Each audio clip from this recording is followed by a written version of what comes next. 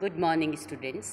मैं doctor Neeta Kanungo, associate professor SPC government college Ajmer. जैसा कि अपन ने कल लिगेंड्स के बारे में स्टडी किया था, कोऑर्डिनेशन कंपाउंड यूनिट को कंटिन्यू करते हुए, और लिगेंड्स में अपन ने monodentate ligand, bidentate ligand, एम्बीडेंटेड ligands and chelates और मेटल मेटल बॉन्डिंग, इनके बारे में देखा था। अब इसी को आगे करते हुए हम आज लेंगे इफ़ेक्टिव एटॉमिक नंबर कंसेप्ट, प्रभावी परमाणु क्रमांक की अवधारणा। वर्नर सिद्धांत के बाद उपसैचुरेट यौगिकों की व्याख्या करने के लिए सिज्विक ने अपना सिद्धांत दिया था, जिसे हम प्रभावी परमाणु क्रमांक की अवधारणा का प्रादुर्भाव हुआ। संकुल यौगिकों के बारे में वर्नर सिद्धांत के अनुसार किसी धातु की दो प्रकार की संयोजकता होती है। एक ही लिगेंड की, अर्थात जैसे क्लोराइड आयन धातु आयन की प्राथमिक संयोजकता भी बनता है और द्वितीयक भी बनता है। ऐसा क्यों होता है, इस बारे में वर्नर सिद्धांत नहीं बता पाया। यानी क्लोराइड आयन प्राइमरी वैलेंसी भी शो करा, सेकेंडरी भी शो करा। जैसे कि अपन ने वर्नर सिद्धांत को जब पढ़ा था तब देखा था, तो इसको नहीं समझा पाए। तब सिज्विक ने बताया कि लिगेंड व धातु आयन के मध्य उपसंयोजक बंध बनता है, और एक उपसंयोजक बंध में लिगेंड के परमाणु कि एक इलेक्ट्रॉन युग्म के साथ धातु आयन भी साझा करता है, और इस प्रकार उपसंयोजक बंध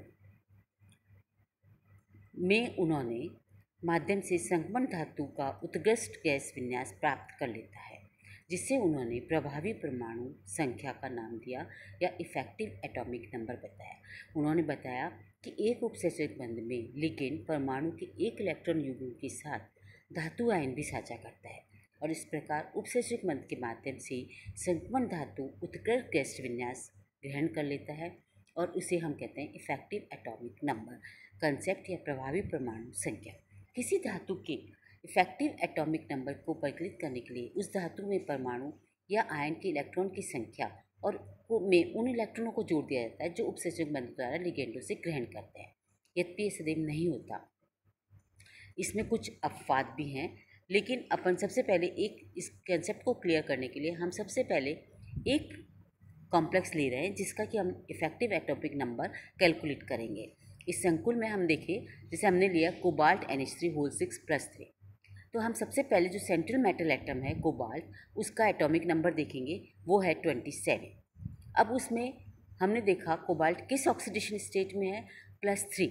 तो कोबाल्ट में से हम 27 में से 3 निकाल दिए जो इसके ऑक्सीडेट, तो हमारे पास इसके पास कोबाल्ट के पास इलेक्ट्रॉन रहे 24। अब 6 अमोनिया लिगेंड है जो ग्रहण करे, इसने लोन पेयर ग्रहण करे, तो उनमें 6 में इसने इलेक्ट्रॉन ग्रहण करे 12।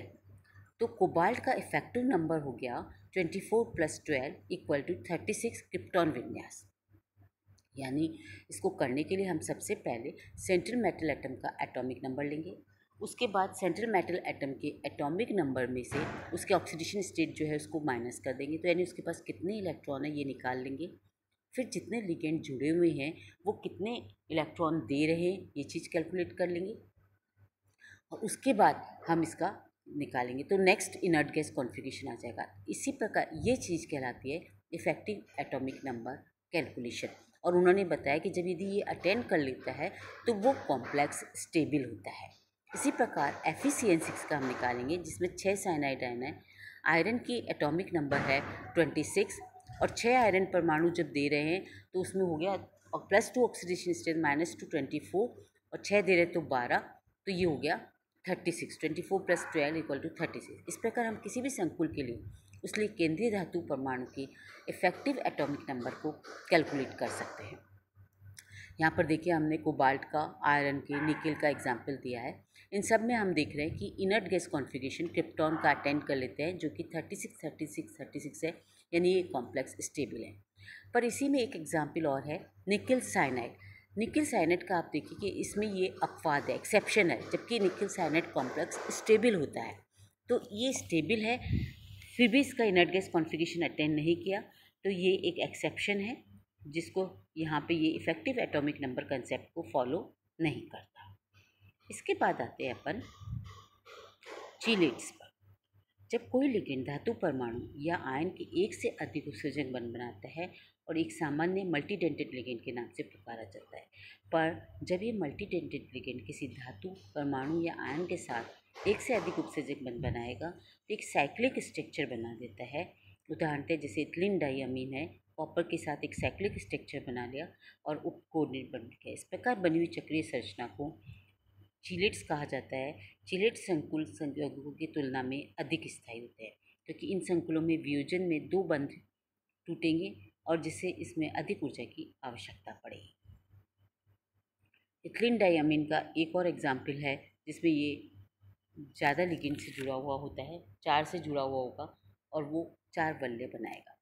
किसी भी संकुल में जितनी अधिक बल्ले संरचना होगी वो उतना ही अधिक स्थायी होगा। जैसे ईडीटी है, मैग्नीशियम के साथ ईडीटी कॉम्प्लेक्स या मेटल आयन दिया है यहाँ पर, तो ये कॉम्प्लेक्स बनाता है जिसमें 6 कोऑर्डिनेशन साइट है, 2 नाइट्रोजन और 4 ऑक्सीजन साइट होती है और चारों परमाणु से बंध बनाते हैं जिससे 5 सदस्यों वाली ये संरचना बनती है। तो ये संकुल अत्यंत ही स्थायी होता है। यदि किसी क्लिक बल्ले में संयुग्मित द्विबंध विद्यमान है तो अनुनाद द्वारा पाई इलेक्ट्रॉन घनत्व पूरी बल्ले पर डीलोकलाइज्ड हो जाता है। ऐसे होने पर क्लेट यौगिक का स्थायित्व और बढ़ जाता है। यानी पाई बॉन्ड होगा तो वो पाई बॉन्ड पूरे स्ट्रक्चर पर आ जाएगा और डीलोकलाइज्ड होने से इसको हम यदि ब्रेक करेंगे तो हमें इसकी ज़्यादा एनर्जी देनी पड़ेगी और स्थायित्व और बढ़ जाता है। धातुओं के साथ एसिटाइल एसीटोन पॉलीफ्राइरिन अत्यंत ही स्थायी यौगिक है जो कि अनुनाद के द्वारा भी अपने आप को स्टेबलाइज करते हैं और स्टेबल होते हैं। इसी तरह से पॉलीफाइन संकुल में हम देखते हैं हीमोग्लोबिन है, सारी पायरोल रिंग जो हैं वो जोड़ती है। पॉलीफाइन संकुल में इतना अधिक संयोजन है कि केलेट संकुल अत्यधिक स्थायित्व को ग्रहण कर लेता है। इस केलेट संकुल का जीवन में अत्यंत महत्वपूर्ण है, जैसे हम रेड ब्लड सेल, हीमोग्लोबिन और क्लोरोफिल, मैग्नीशियम केलेट संकुल हैं। जीवन में आवश्यक विटामिन B12 पॉलीफाइन रिंगों के साथ कोबाल्ट के साथ संकुलन बनाते हैं। ये भी एक विटामिन B12 भी एक बहुत ही स्टेबल कीलेट्स है। तो कई बार ये क्वेश्चन आता है कि what are the chelates, write its example. तो ये चीज़ क्लियर होगी कीलेट्स क्या है। इसको हमें सबसे पहले समझाना होगा कोबाल्ट के कॉम्प्लेक्स के साथ, इथिलीन डाइअमीन के साथ, फिर हम हेक्साडेंटेट EDTA कॉम्प्लेक्स ले सकते हैं। उसके बाद हम पॉलीफाइन रिंग को समझा सकते हैं और क्लोरोफिल और हीमोग्लोबिन का एग्जाम्पल देते हुए इसको अच्छे से समझा सकते हैं। तो आज अपन ने लिया इफेक्टिव एटॉमिक नंबर कंसेप्ट और चिलेशन। नेक्स्ट टाइम पर अपन लेंगे nomenclature of coordination compound. Thank you.